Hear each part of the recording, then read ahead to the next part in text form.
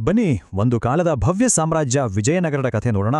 ಅದರ ಪತನ ಮತ್ತು ಇಂದಿಗೂ ಚರ್ಚೆಯಲ್ಲಿರುವ ಇತಿಹಾಸ. ಇದು ಹಂಪಿ, ವಿಜಯನಗರ ಸಾಮ್ರಾಜ್ಯದ ರಾಜಧಾನಿ. ಒಂದು ಕಾಲದಲ್ಲಿ ಸಂಪತ್ತು, ವೈಭವದಿಂದ ತುಂಬಿ ತುಳುಕುತ್ತಿತ್ತು. ಹಾಗಾದ್ರೆ ಇಂಥ ಅದ್ಭುತ ನಗರ ಮರೆತುಹೋದ ಸಾಮ್ರಾಜ್ಯ ಅಂತ ಯಾಕೆ ಕರೆಯಲ್ಪಟ್ಟು? ಏನಾಯ್ತು? ಅದರ ಸುವರ್ಣ ಯುಗದಲ್ಲಿ ವಿಜಯನಗರ ಸಂಸ್ಕೃತಿ ಶಕ್ತಿಯ ಕೇಂದ್ರವಾಗಿತ್ತು. ದಕ್ಷಿಣ ಭಾರತಕ್ಕೆ ಒಂದು ದಾರಿದೀಪ. ಸುಮಾರು 200 ವರ್ಷಗಳ ಕಾಲ ದಕ್ಷಿಣ ಭಾರತವನ್ನೇ ಆಳಿದ ಈ ಸಾಮ್ರಾಜ್ಯ ಅಳಿಸಲಾಗದ ಪರಂಪರೆಯನ್ನ ಬಿಟ್ಟುಹೋಗಿದೆ. ಹಂಪಿಯ ವಾಸ್ತುಶಿಲ್ಪವಂತೂ ಒಂದು ಅದ್ಭುತ. ದ್ರಾವಿಡ ಮತ್ತು ಇಂಡೋ ಇಸ್ಲಾಮಿಕ್ ಶೈಲಿಗಳ ಒಂದು ಸುಂದರ ಮಿಶ್ರಣ. ಆದ್ರೆ ಈ ಸಾಮ್ರಾಜ್ಯದ ಕಥೆ ಅಷ್ಟು ಸುಲಭವಾಡಿಲ್ಲ.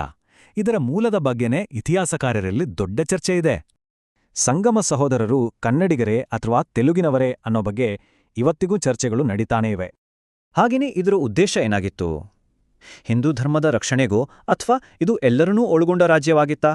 ಅಷ್ಟೇ ಅಲ್ಲ, ಇದರ ಆಡಳಿತ ರಚನೆ ಹೇಗಿತ್ತು? ಕೇಂದ್ರೀಕೃತವಾಗಿತ್ತಾ ಅಥವಾ ಸಣ್ಣ ಸಣ್ಣ ರಾಜ್ಯಗಳ ಒಕ್ಕೂಟವಾಗಿತ್ತಾ? ಈ ಚರ್ಚೆಗಳೆಲ್ಲ ನಮ್ಮನ್ನ ಸಾಮ್ರಾಜ್ಯನ ನಾಟಕೀಯ ಅಂತ್ಯಕ್ಕೆ ತಂದು ನಿಲ್ಲಿಸುತ್ತೆ. ಇದರ ಕೇಂದ್ರಬಿಂದು ಅಳಿಯ ರಾಮರಾಯ. 1565ರಲ್ಲಿ ರಾಮರಾಯ ತನ್ನ ರಾಜತಾಂತ್ರಿಕತೆಯಿಂದ ದೂರವಾಗಿದ್ದ ದಕ್ಕನ್ ಸುಲ್ತಾನರ ಮೈತ್ರಿಯನ್ನು ಎದುರಿಸಬೇಕಾಯಿತು. ರಾಮರಾಯನ ಶಿರಚ್ಛೇದವಾಗ್ತಿದ್ದಂತೆ ಸೇನೆ ಚಲ್ಲಾಪಿಲ್ಲಿಯಾಯಿತು. ನಂತರ ನಡೆದಿದ್ದು ಇತಿಹಾಸದ ಕರಾಳ ಅಧ್ಯಾಯ. ಸರಿಸುಮಾರು 5 ತಿಂಗಳುಗಳ ಕಾಲ ಗೆದ್ದ ಸೈನ್ಯಗಳು ಇಡೀ ನಗರವನ್ನು ಲೂಟಿ ಮಾಡಿ ಹಾಳುಗೆಡವಿದವು. ಸಾಮ್ರಾಜ್ಯ ಬಿದ್ದೋಯ್ತು, ಆದರೆ ಅದರ ಕಥೆ ಇನ್ನೂ ಜೀವಂತವಾಗಿದೆ. ಹೊಸ ಹೊಸ ದೃಷ್ಟಿಕೋನಗಳು ಹುಟ್ಟಿಕೊಳ್ತಿವೆ.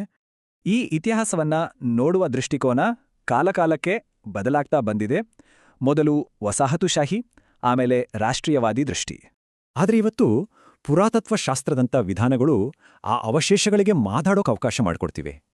ಹೀಗಾಗಿಯೇ ಹಂಪಿಯ ಅವಶೇಷಗಳಿಗೆ ಇಂದು ಯುನೆಸ್ಕೋ ವಿಶ್ವ ಪರಂಪರೆಯ ತಾಣ ಅನ್ನೋ ಜಾಗತಿಕ ಮಾನ್ಯತೆ ಸಿಕ್ಕಿದೆ.